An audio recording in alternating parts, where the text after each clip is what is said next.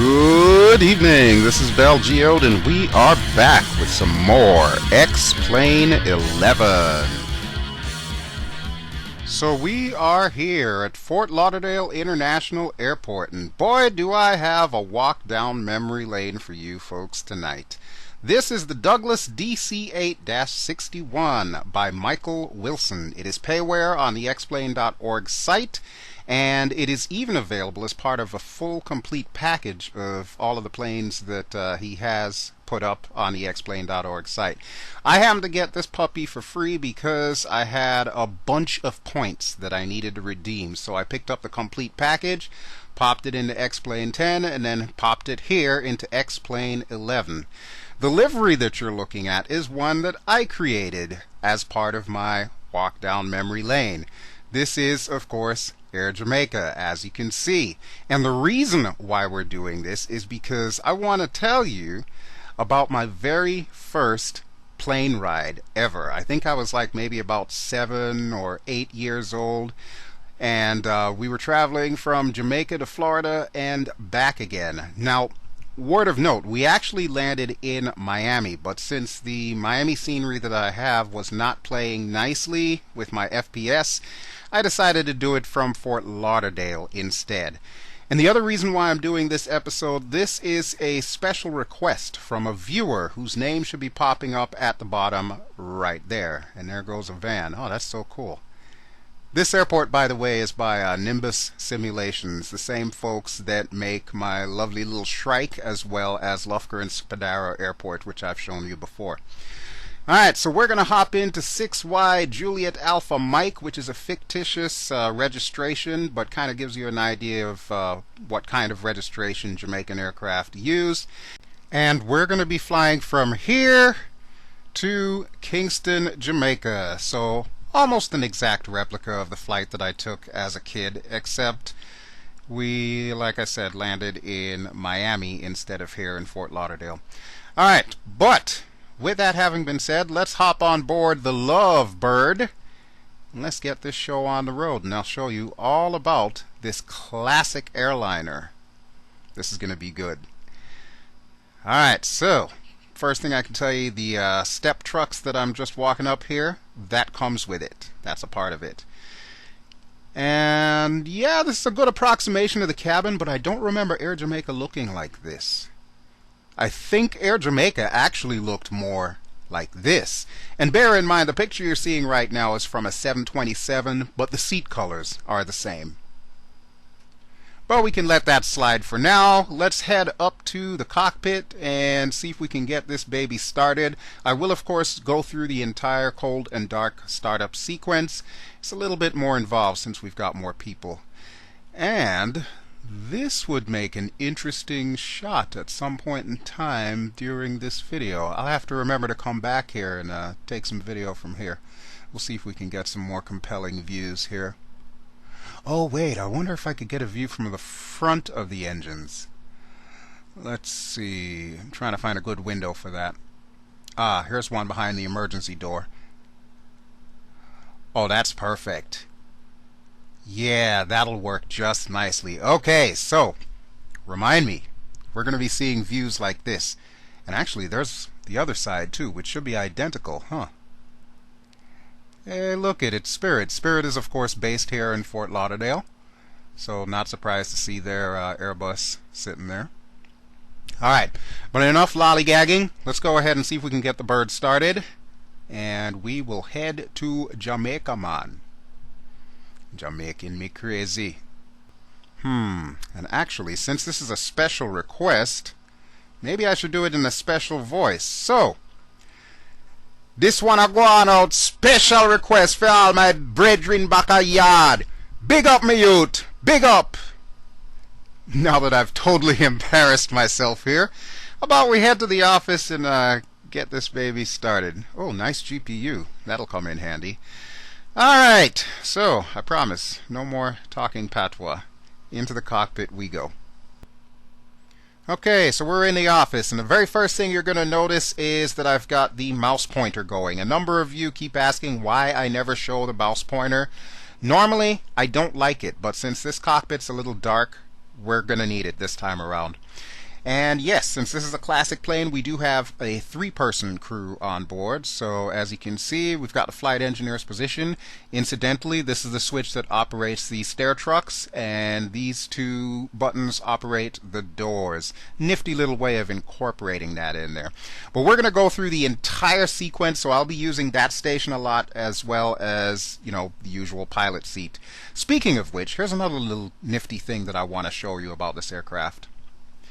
Alright, so if you cast your attention to the pedestal, there's going to be a little switch to the left, right there, that when selected will show the flight engineer and the co-pilot. And this aircraft is unique because you have a multiple choice as far as co-pilots goes. So you'll see who I chose as my co-pilot.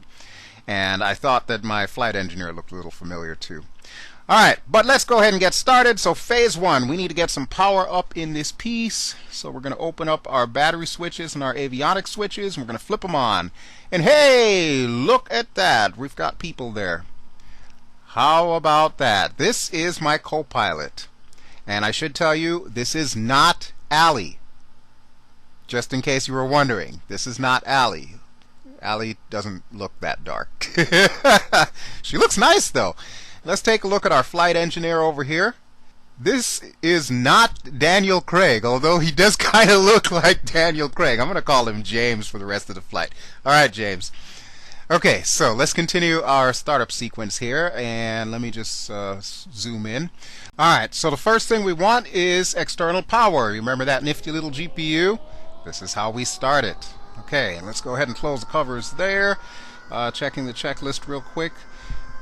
We need to make sure we have the proper voltage. Yes, we do, right there. Next on the list, we need to test the auxiliary hydraulic pump, which is on the other side of this station, right about there. It takes a few seconds to pop up, so I'm going to zoom in. You should see the gauge to the right of that red cover. There it goes. Okay, so we've got good hydraulic pressure. We can turn that back off. Alright, now, next we need to turn on generators 3 and 1. There's 1 generator per engine. So, generator 3, generator 1, and then all 4 bus ties. So, 1, 2, 3, and 4. Alright, there we go. Next thing is going to be the flight recorder, which is all the way up at the top right. Click that on, you know, just in case we like crash or something. It's a new plane, it could happen. We need our galley power, so that way the flight attendants, or as they call them back then, stewardesses, can actually do their heating up and everything. Engine oil we need to check. Looks like everything is good. Fuel we need to check. We've got multiple tanks to pick from here, and it looks like we've got plenty in each tank. So this is good. Now, since we're down here, we also need to turn on the fuel boosters. So these 4 switches here, a word of caution, until this aircraft has been upgraded for X-Plane 11, make sure you turn these booster switches off before you start taxiing. Otherwise, you will have horrendous issues. Alright, checklist says we need to change our cabin air pressure. We are at sea level basically, so I'm going to bring this all the way down. When we get airborne, I'll put it back up to, I believe they said the standard should be about 7,500 feet, if I'm not too mistaken. I could have read that wrong. But that's what we'll choose for our cruise altitude. For right now, it can sit there at 0. Okay, we need to have this over at APU. That's the bleed air. Always takes forever to move that. And we also need our recirculating fans on. All 4 switches are linked, so we'll hit 1, we hit them all. And then last but most certainly not least, we need the Freon compressors. That's our AC unit. So we'll click this switch. Click that switch. They don't move for some strange reason, but you will see the needles move, and then the lights will pop up. There's 1, there's 2. You know it's an old plane when they're still using Freon, right? Alright, moving right along. Now we get to hop to the pilot seat, and I do have a view for the overhead that I'm going to be switching us to in a moment. Just to give you an idea, the overhead's a lot smaller than some of the stuff that we're normally used to seeing on modern planes. Okay, so we need windshield heat. We need no smoking sign. There we go, the familiar ding. Perfect. Anti-skid, we need to confirm that that is off, which is fine because our flight engineer will set that. We need to hop back down here and set our altimeter. I believe the altimeters are linked, so if I set one, it should set the other. And I happen to know for a fact that today is 29.92 day, so that should be perfect. And actually, I probably won't even need to change that when we get to Jamaica, because I think they have the same barometric pressure down there. Alright, what I am adjusting right here is the radio altimeter, which is supposed to be at about 1500, and 1501 looks close enough for me. That will work. That will work. Okay, we also need to make sure we check our radio, radar, and transponder. So we'll go to the pedestal view here. And I'm going to zoom in a little bit, because like I said, I know this is a little bit dark. Alright, transponders on, COM 1 is on. You can see the COM is set up there. I have the frequency for Fort Lauderdale in there, and right now I believe the frequency for Kingston is active. So we'll keep those as is.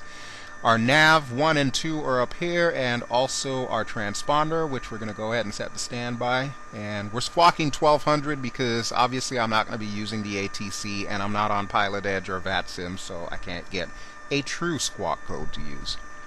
So 1200 will do.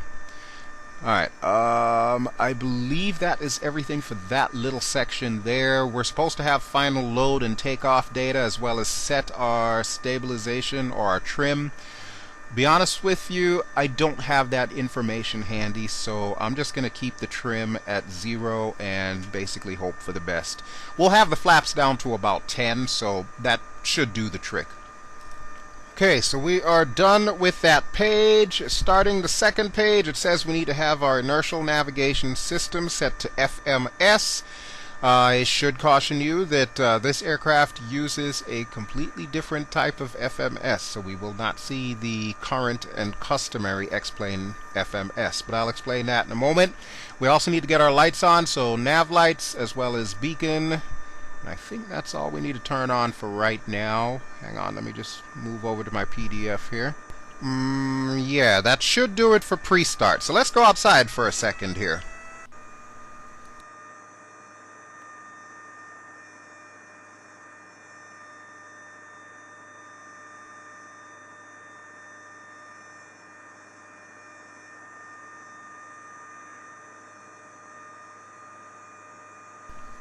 As you saw outside, we have the GPU hooked up, and now it is time to close the doors and get rid of our stair trucks. So, we'll hit both buttons for front and rear doors, and we'll watch them do their thing. Let me get a good angle here. There we go.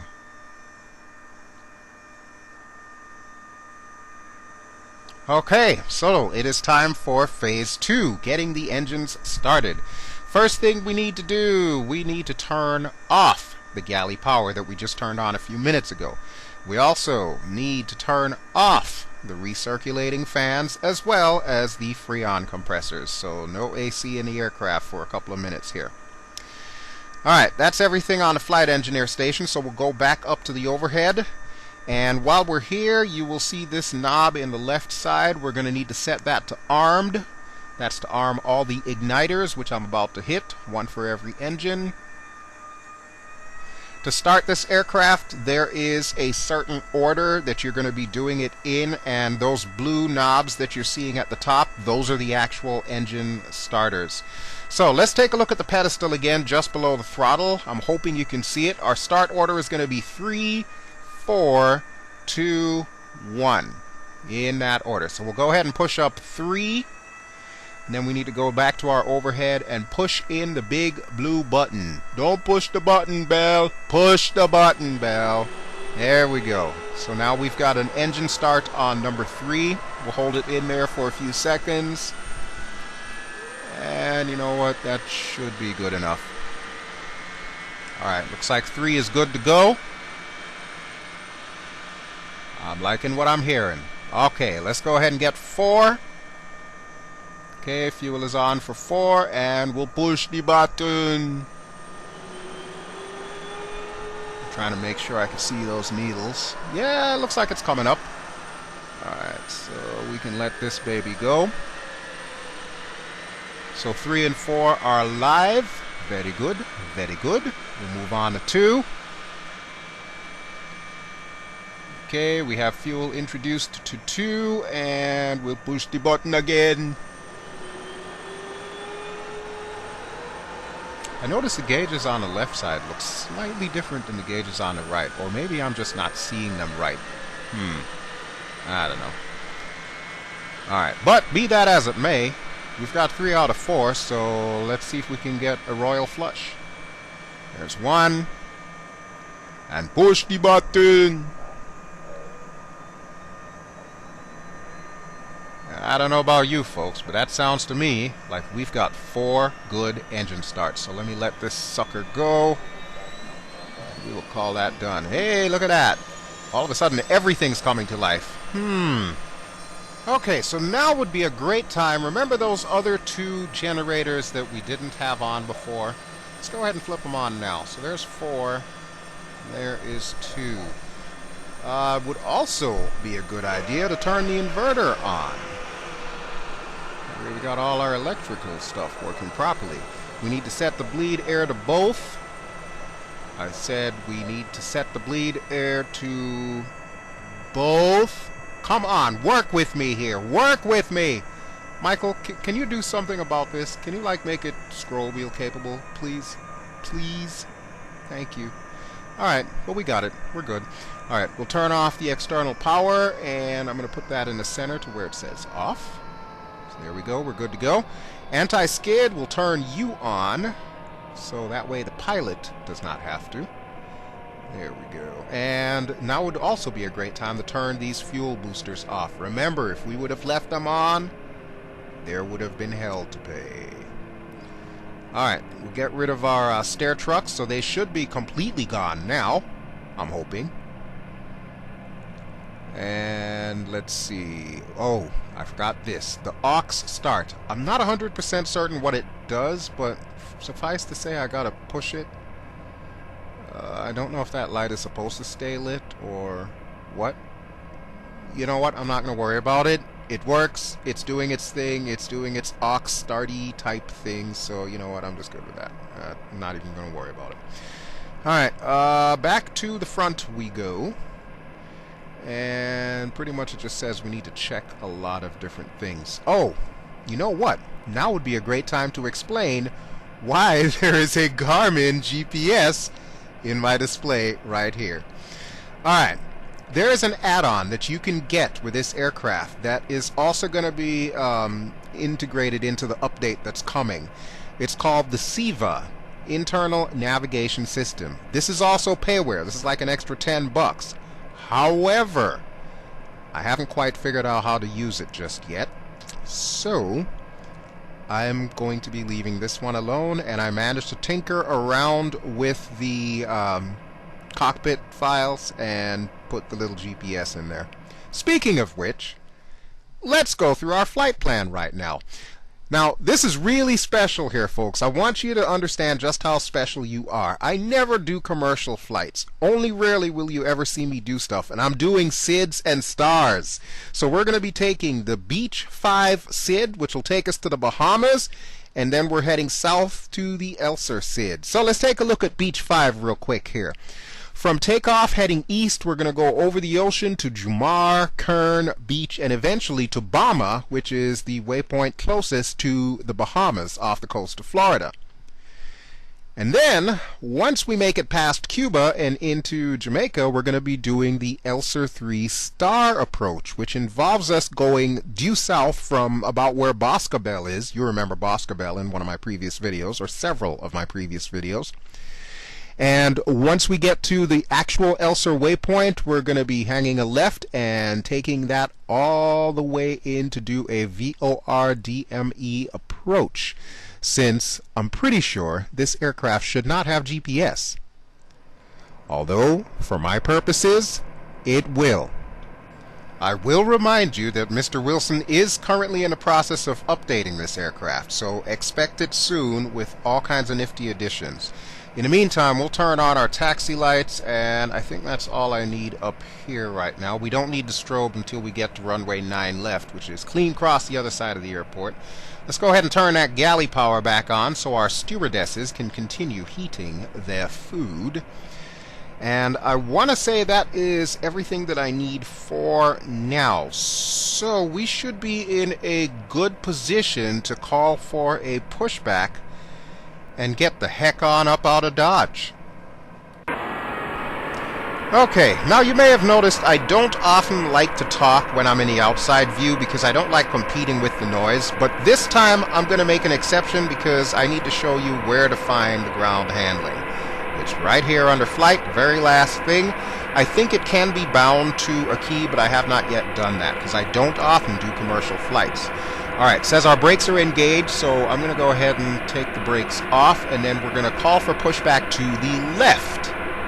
Okay, a push cart is on it. Alright, Bitchin' Betty is moonlighting as a tug driver. This is awesome. Thank you, Bitchin' Betty.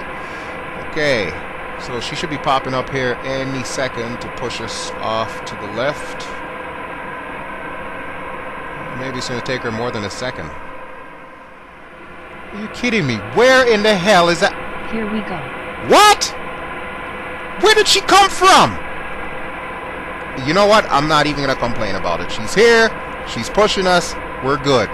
And I chose left because as you look at it from the back, left is left, right is right. When you're looking at...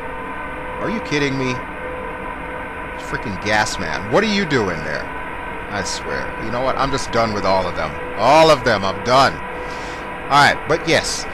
Remember to think opposite when you're looking head on at the aircraft. Left is right, right is left. If you're looking from behind the aircraft, then obviously left is left, right is right. We're not going to worry about that because I selected the correct direction for us, and we're almost done with our push. Just to remind you, I've got to go all the way to the other side of this airport. Okay, give me a second to clear. Thank you. Appreciate your services, Bitchin' Betty. Good to know you're so versatile. That's awesome. Alright, well, now that she's gone, let's go ahead and put the flaps down. 1 knot should be fine.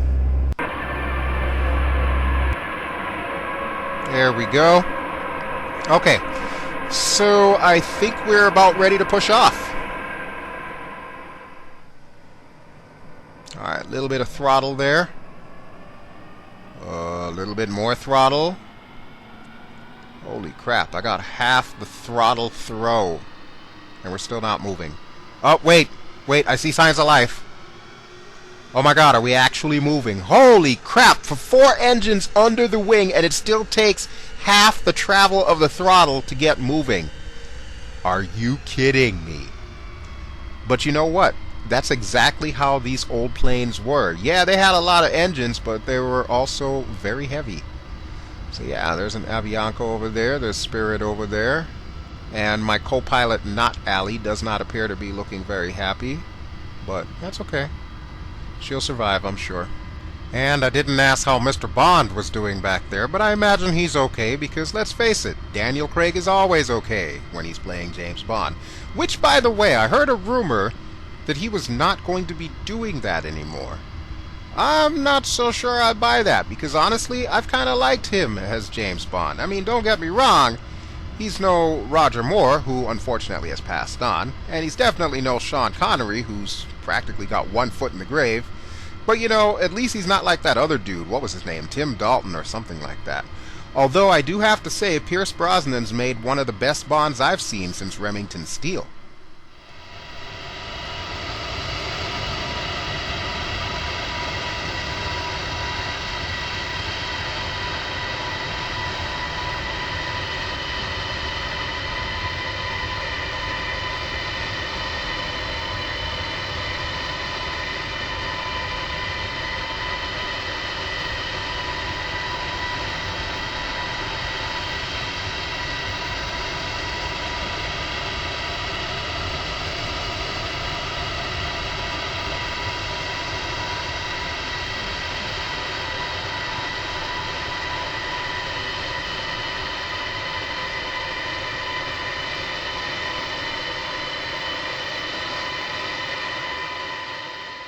And you know, I do find it interesting that we're talking about James Bond when we're on our way to Jamaica, a country where Ian Fleming lived, and of course, one of the waypoints that we're going to pass goes right past the airport named after him.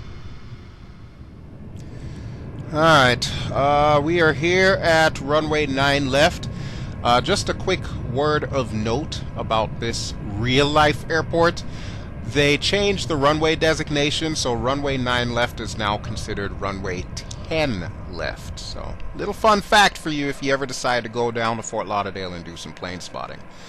Alright, let me go ahead and set this back to FMS. I don't know how that got turned away from FMS. I'm pretty sure I'd set that. Okay, that's already set to GPS, which is good. Let me see. I think we need our lights now, so let's go ahead and get our strobe on, our landing lights on, which of course they're all linked. We're going to set the override to all engines, so that way we will get continuous engine start if something dire should happen. We'll get our transponder squawking, and I believe that is everything we need to do. Okay, and let's check back here. Let's see, did I remember to turn on the AC units? No, I did not. Alright, well, let's get the recirculating fan on, and we'll put the Freon compressors back on. I don't know why they don't just call them AC units. That's exactly what a Freon compressor is. It's an AC unit. Come on now. I used to work maintenance. I know these things. Alright, looks like everything's good to go back here as well. I'm making my final checks. Okay. You know what? I think that's everything. Alright, so I see nothing to the left, nothing to the right, naturally, because I don't have any traffic going. Cannot wait until Austin comes out with the traffic update, the ATC update, and AI update for X-Plane 11. What I'm doing right now is I'm setting runway heading, which should be 092.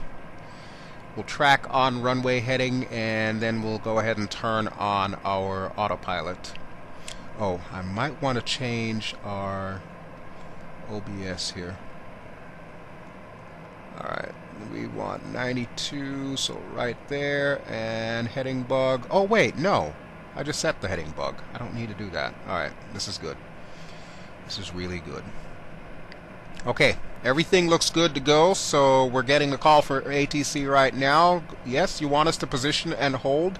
Okay, we can position and hold. Alright, let's do that right now.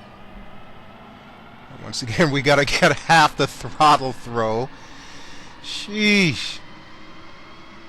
There are vehicles currently to the left of me on I-95 that are laughing at me because I've got to, like, practically put this thing into afterburner to take off. Not that this thing has an afterburner, but sounds funny to say it.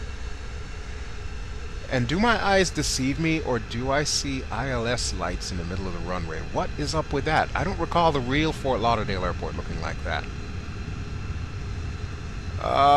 Nimbus? You might want to take a look at your Fort Lauderdale. I don't recall driving over ILS lights, and I'm pretty sure there's a jet blast deflector at the end of the runway, too. Just saying. But I didn't hear anything go crunch, so thank you, X-Plane, for not having collision. Alright, right here should be good, right on the 9. You know what it's time for, folks. Brakes down and throttles up.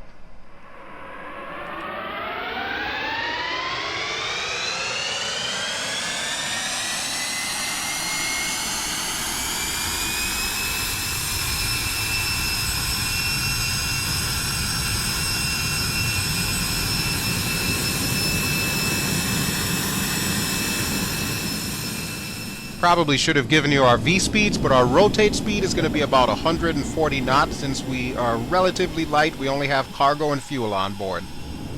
Here we go.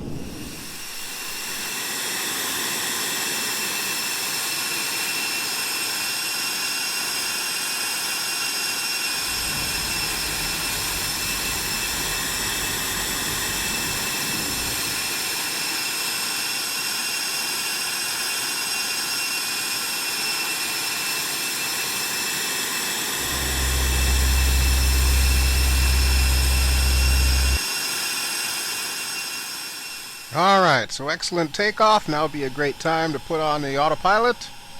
And I know that the real Beach 5 SID states that we should bring it up to about 3,000 and then stay there awaiting clearance. We're going to do things a little bit differently. Alright, so I have our auto throttle engaged at 250. And we're going to get that V-speed up and bring it up to about 10,000. That should do the trick. So yeah, once you get this thing in the air, it flies like a dream. It flies like you would expect for one of those vintage classic birds. Of course, you know, like any of those old birds, you got to be careful with your power, because if you're a little too low on power, you do have a tendency of wanting to fall out of the sky. However, once this thing starts trimming itself, it is in very good form. And you know, now that I'm thinking about it, I'm going to bring us up to our cruise altitude of about 35,000 feet. Might as well. I mean, it's not like we have to wait for ATC to give us clearance to get up there.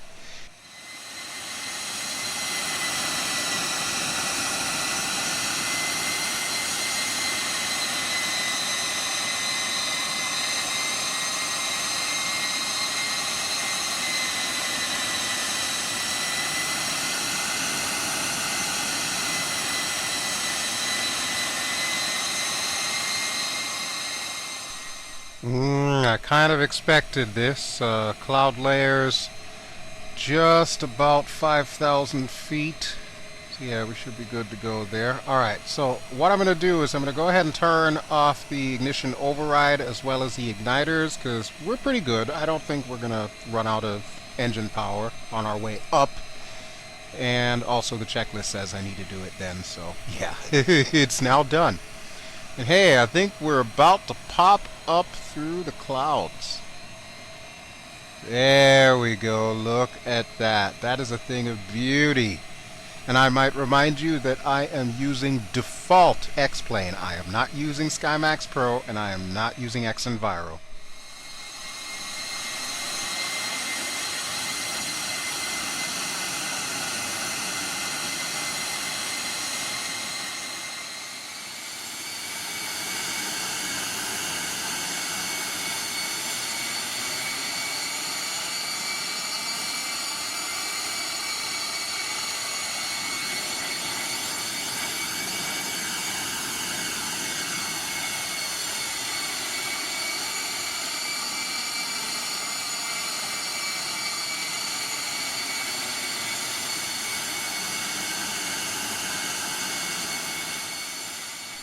At this point, we've made the turn heading south, so we're at about heading 185.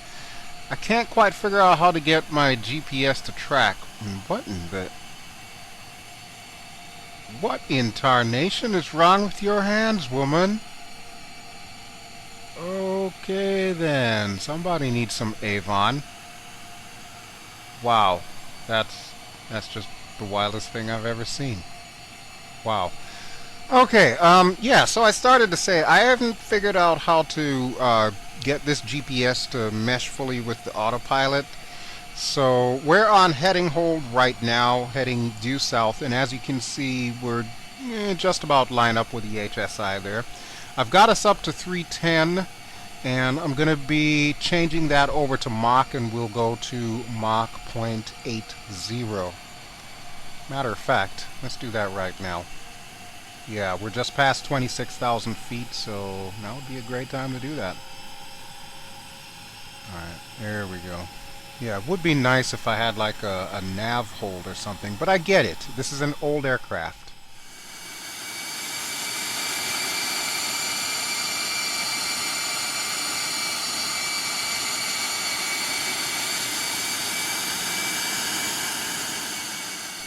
So I promised you a view from the passenger seat, and if my memory serves me correctly, this is the seat that I had when I flew on this flight from Miami to Kingston back in about 1978. Yes, I am that old.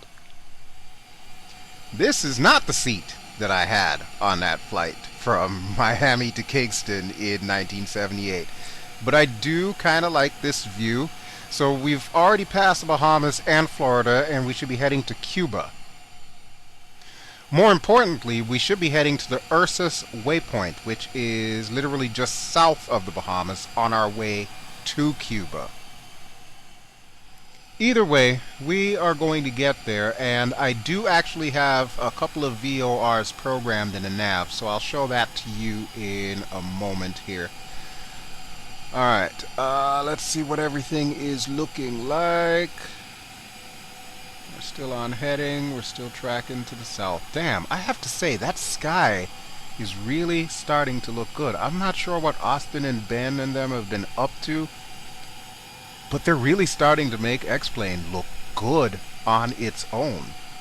Which kind of makes me wonder why we will even need things like SkyMax Pro or X-Enviro. Which, don't get me wrong, both awesome products, and I still intend to use them from time to time. Oh, what is this? LOC? Are you kidding me? Well, folks, there's our navigation hold. I don't know why I didn't think of that before. I always assume LOC just means localizer. Who knew? Who knew?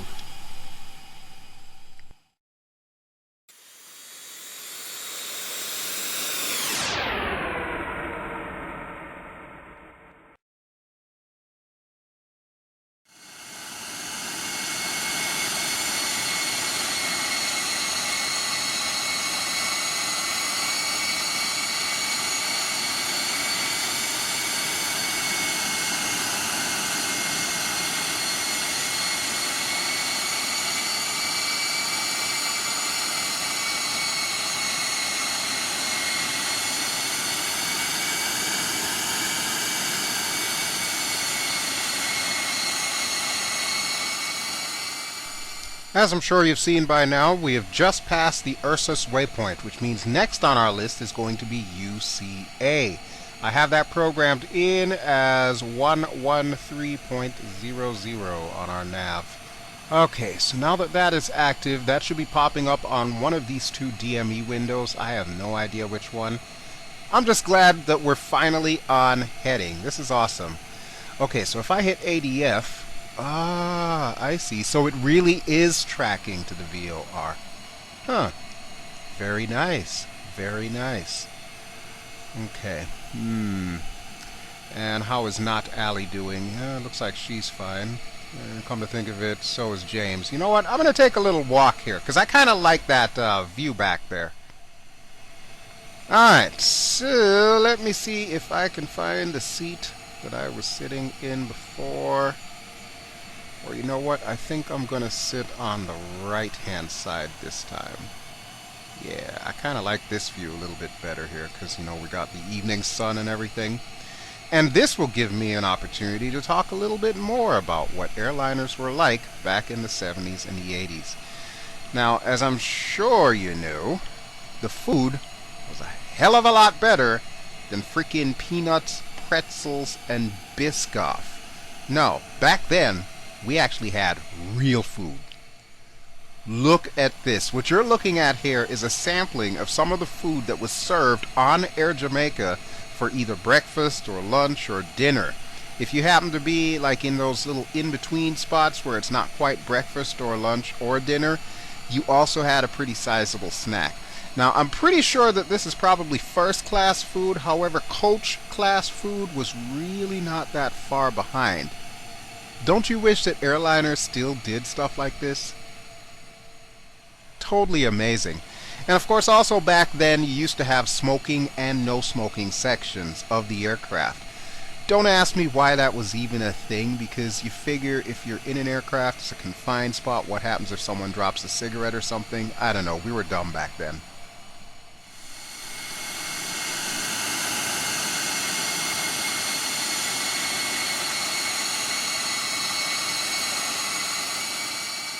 Needless to say, there were a lot of things back then that airliners did that I wish they would do today. Alright, well, I just caught sight of Cuba, so I think now would be a good time to head back to the cockpit and do some more of that flying jazz there. Let's go ahead and get that done real quick. That way I can see just how far we are from UCA VOR. Okay, we are in the seat. We're still a little too far away for it to be counting down on the DME, but if you look out there, you will see the country of Cuba, sometimes known as Cuba.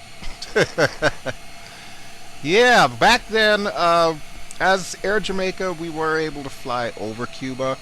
I don't know if my dad was telling a tall tale, but he used to tell me that people weren't allowed to fly over Cuba at one point in time, so they would have to reroute the flight around the island. I don't know if you know anything about the Caribbean, but Cuba is a huge island. It's the largest in the Caribbean. Anyway, we're heading to UCA, and UCA is approximately 44 nautical miles away, so it should be popping up on the DME momentarily. After UCA, we've got a whopping 237 miles till we get to the top end of Jamaica. Savem waypoint is right next to Boscobel. And then the start of our star, Elser, which is 24.8 miles towards the southern part of the island.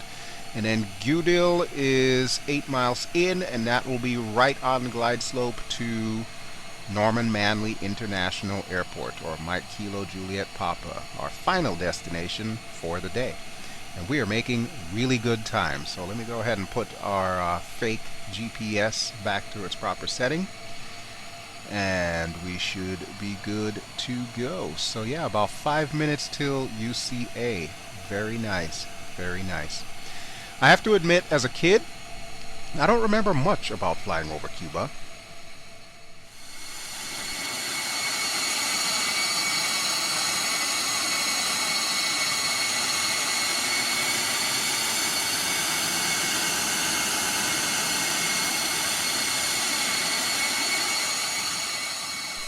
I feel I should let you know, since we're flying over scenery here, that Cuba is not converted to ortho for XP. That is default X-plane scenery that you're seeing. However, Jamaica and Florida have been converted to ortho for XP, so you'll be seeing Jamaica really soon.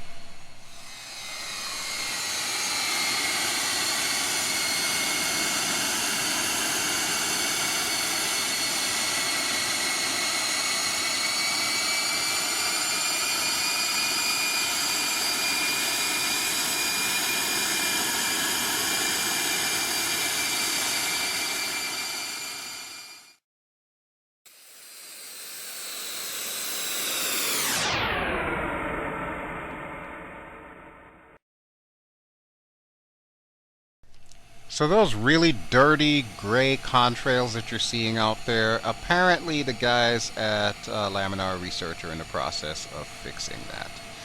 Now that we've passed UCA, we're going to want to put in 115.50, which is going to be our nav frequency for Norman Manley International Airport. More to the point, it is going to be the ILS frequency, even though we can't really do an ILS approach. And I just realized that down there is a little placard that says we really shouldn't be doing GPS approaches either.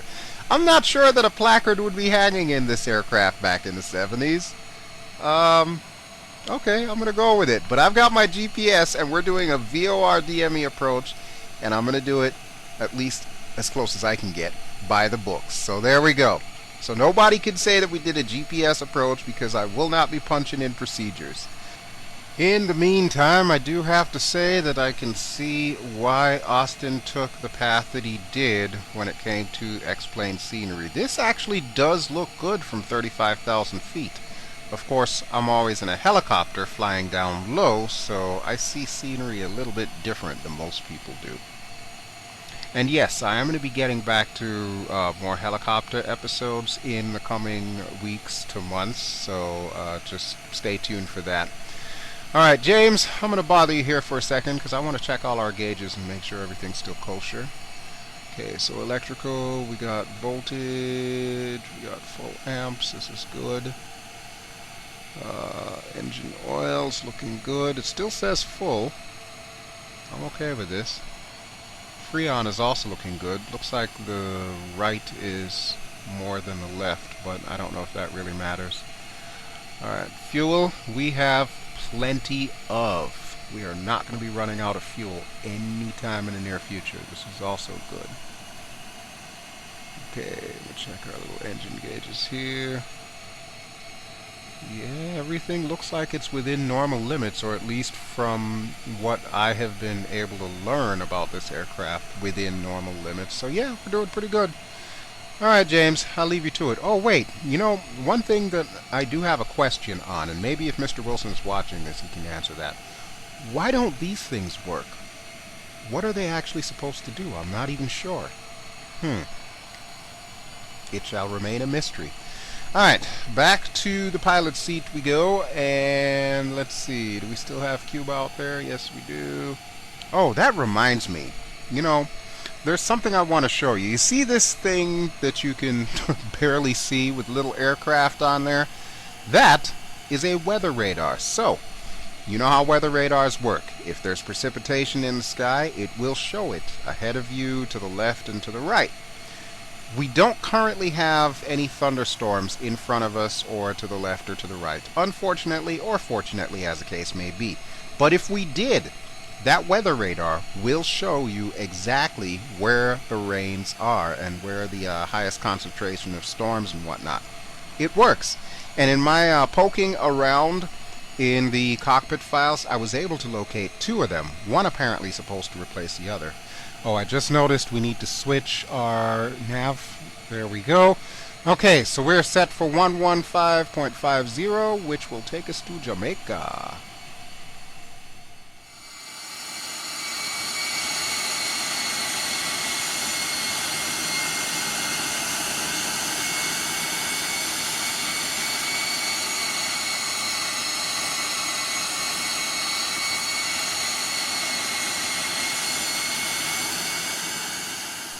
Now, I told you Cuba was a big island. I wasn't kidding.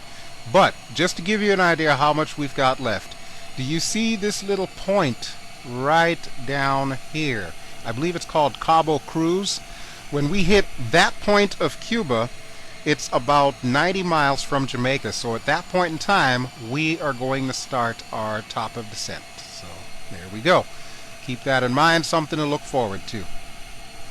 In the meantime, we still have a whole bunch of water between us and there. Alright, we are a few miles out from Cabo Cruz, so we are getting ready to do our top of descent as soon as we pass the southern tip of the island. So let's go outside for a second.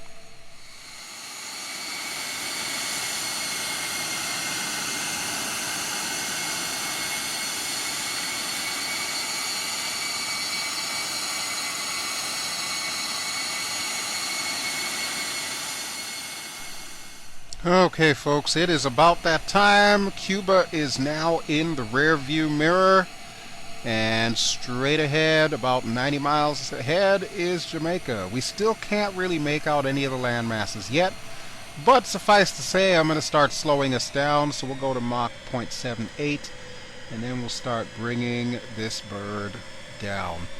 I'm thinking I will start us out at about 15,000 feet with maybe a descent rate of about minus 2,000 feet per minute. So we'll go ahead and set that up here. I think traditionally the descent rate is supposed to be minus 1,800, so we'll actually start there, and I'll hit VS. There we go. Listen to her throttling back and starting to descend. One thing I will say about this bird, she does love to fly, so getting her on the ground is going to be interesting.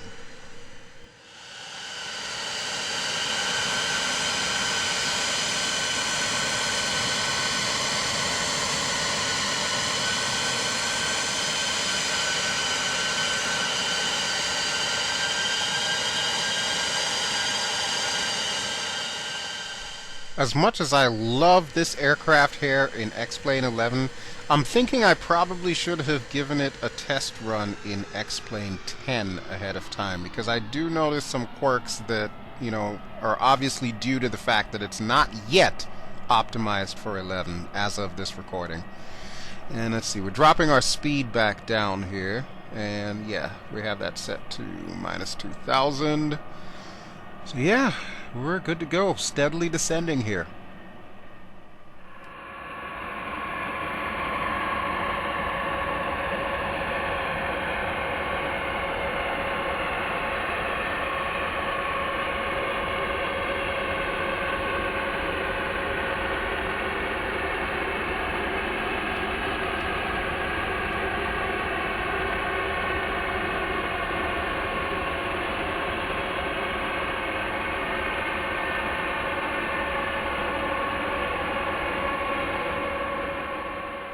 Land ho! Jamaica up ahead. If you look, you can see it. Just under the clouds there should be the familiar coastline of Ocho Rios.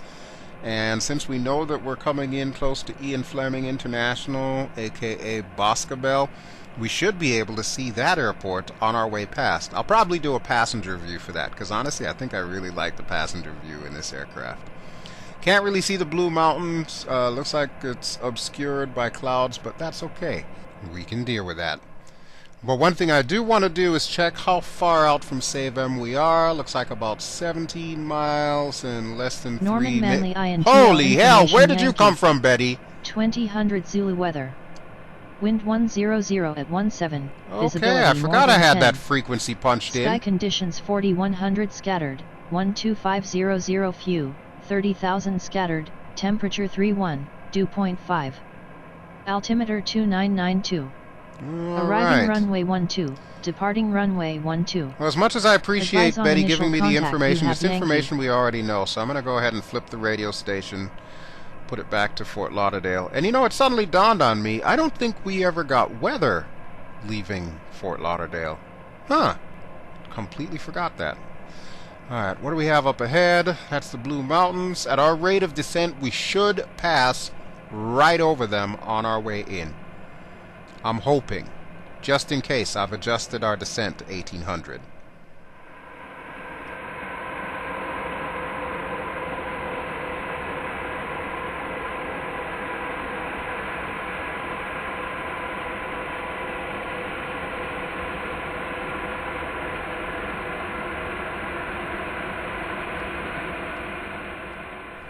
Well, I promised you another passenger view, and here we go. This looks awesome.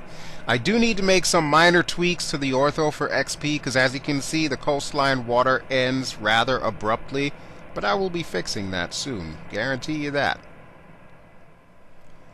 But this view here, this is the view I was waiting for. Ladies and gentlemen, Ian Fleming International Airport, otherwise known as Boscobel. That looks awesome. This is the way X-Plane 11 is supposed to look. Wow, I was really impressed with that. Alright, let's go ahead and bring our speed down below 250. We are just underneath 10,000. Well, actually, we're about 8,500. I've already taken the liberty of turning on all of our landing lights and our taxi lights, so we're good to go there. We are going to need to drop a lot of speed. Like I said, this aircraft can tend to be a bit floaty, but then it runs from one extreme to the other. It's either really, really floaty, or if you drop too much power, it'll drop like a stone. But these wings that we have here do like to fly, I will say that. Wow, I am really impressed with how this turned out. This is so cool.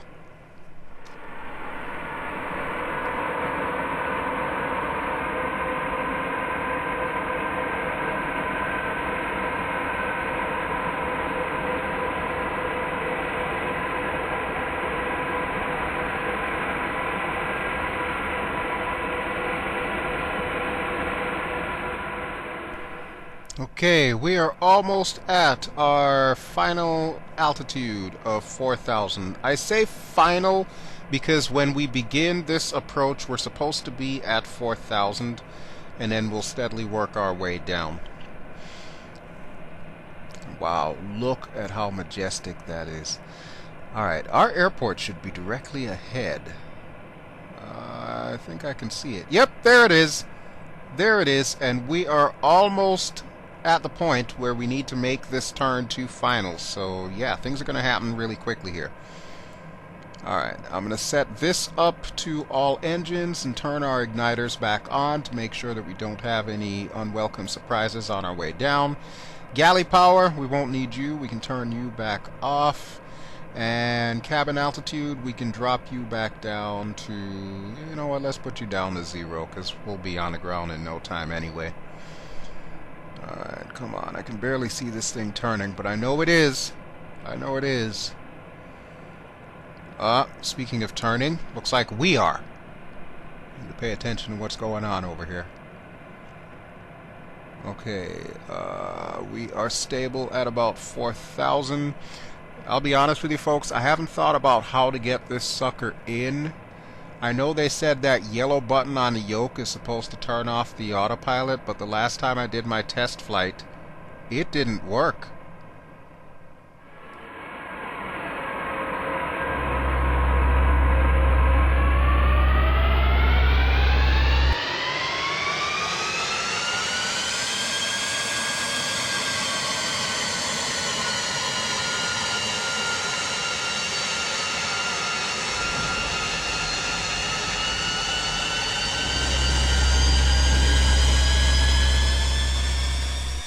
Alright, I think I may have figured out a solution here.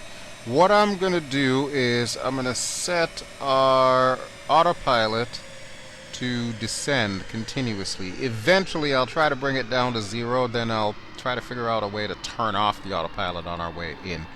Our approach speed is going to be close to our takeoff speed, so let's go with about 145.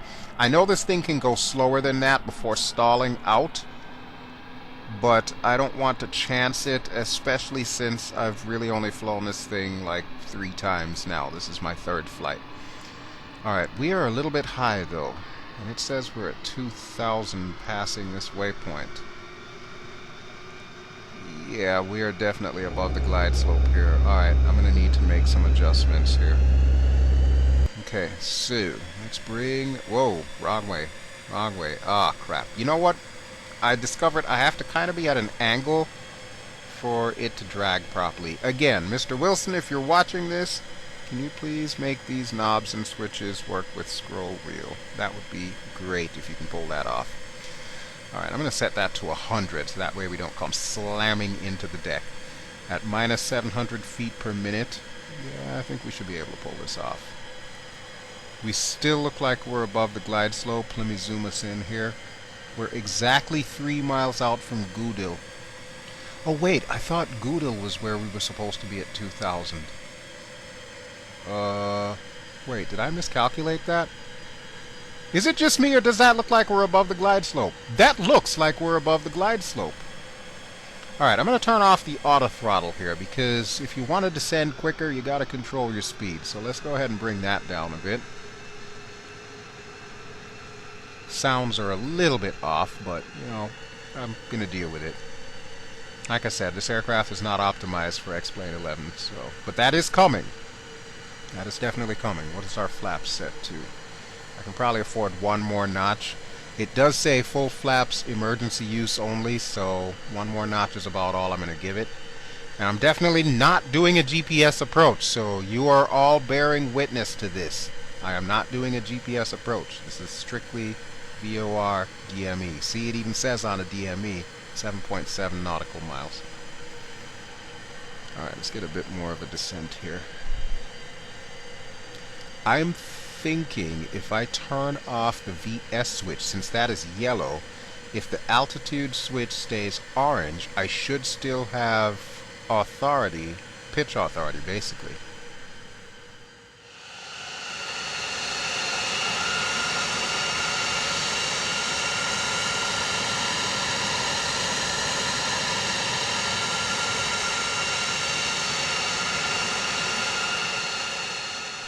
As much as I'd like to think this aircraft can land itself because it's in a flight simulator, I am not taking those kinds of chances. So VS off. Alright, yeah, we want to keep the alt hold on orange, which should allow me to give it some pitch here. Oh, it's fighting. Look at the trim wheel to the right. It is fighting. Okay, we are at decision height. Let's drop it down here. We're just going to drop it to 0. Set that. Come on, baby. Work with me here. And believe me, folks, I've tried the yellow button on the yoke, the one that's actually supposed to turn off the autopilot. It does not work. I cannot find a click spot on it at all. So I don't know what's up with that. But we're going for broke. And one more time with the passenger view. Okay, Kingston's looking good. Gotta concentrate on landing. We're still over glide slope. No bueno. Can drop our speed a little bit here. Truth be told, I'm not even paying attention to the callouts. Although we should start getting callouts relatively soon.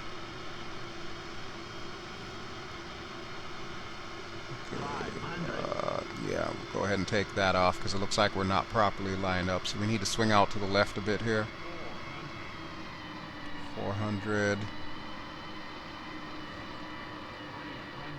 Okay, this is it, folks. This is what makes this approach challenging. You undershoot it, you are in the Caribbean Sea. 100. But nope, I think we've got this. I think we've got this. Let's bring her in.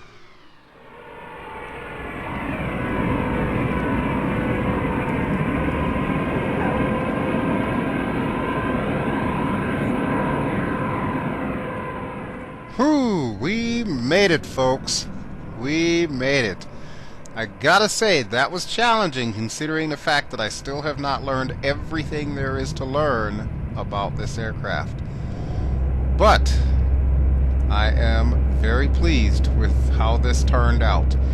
And yeah, as a kid, I definitely would not have been in the cockpit of this aircraft, but I can tell you this, I do remember the landing because it was definitely rougher than what we just pulled off right there.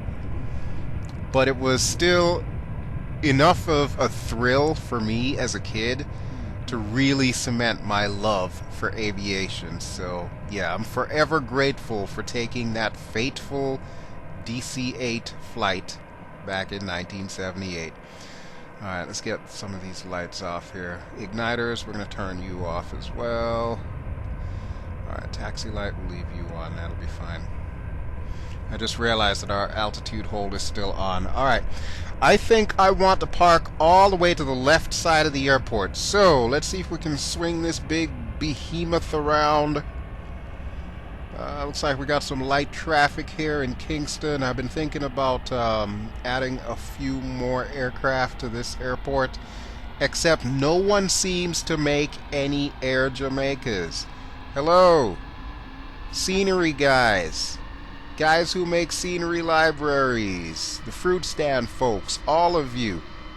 Can we have some more Air Jamaicas, please? And some of the lesser known airlines? That would be awesome. I would love you guys forever if you could do that for me.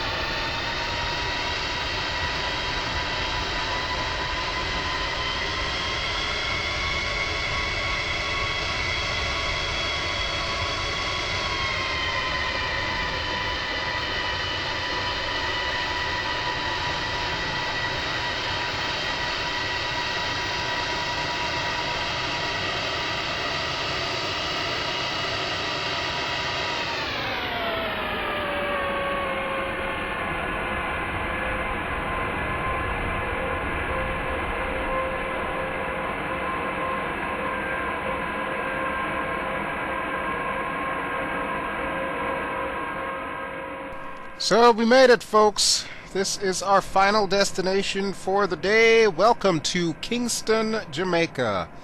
And I'm going to go ahead and kill number 1, number 2, and number 4. We'll leave number 3 on for a second here.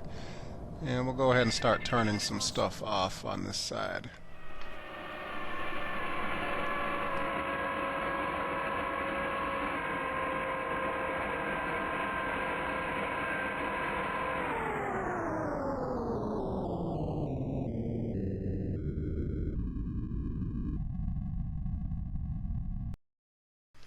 I'm not gonna lie, folks, but those sounds as the engine was spooling down sounded a little weird to me. I don't know what's up with that. But anyway, I should be done with all of these switches momentarily. I just got to remember what it was that I turned on and turn it back off. And we should be alright there. Okay. Alright, I think that looks good for the overhead, so we'll head over to Mr. James's panel here. Alright, AC, we know that needs to come off. Recirc fans, we'll go ahead and turn you off as well. Flight recorder, we don't need to record. That's already off. Generators, yes. We'll go ahead and get that off. And of course, our bus ties. So 4, 3, 2, and 1. And we'll take this off of battery. We don't want to put it to external power, so we'll just leave it in the off position. Okay, Mr. James and Miss Not Alley, thank you so much for your service, but goodbye. And to all of you lovely people watching, thank you as always for watching. This has been BelGeode flying in X-Plane 11 on a walk down memory lane with Michael Wilson's DC-8. If you've enjoyed what you've seen, please feel free to give me a like. Don't forget to subscribe. Next episode, we will be back home with some more helicopters. So, ciao!